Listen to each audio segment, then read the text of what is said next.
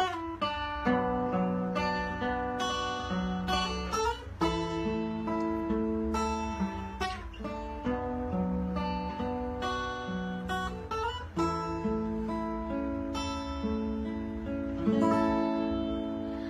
่างกันบ่ถึงว่า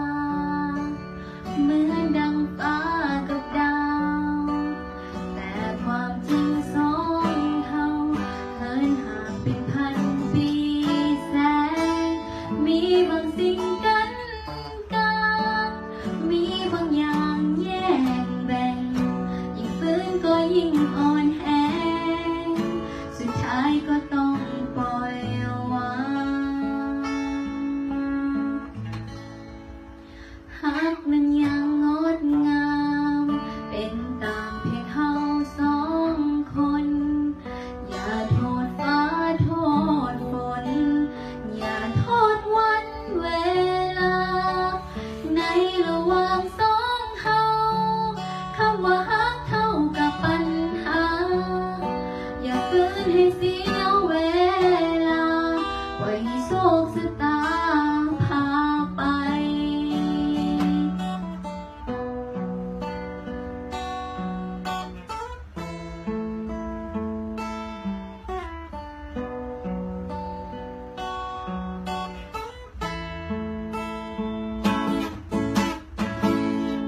จากนี้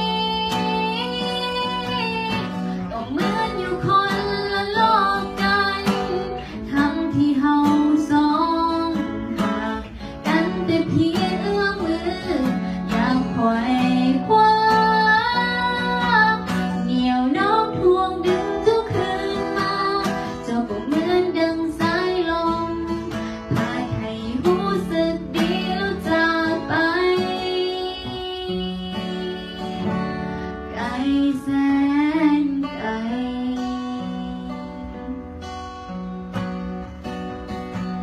ก็จะคอย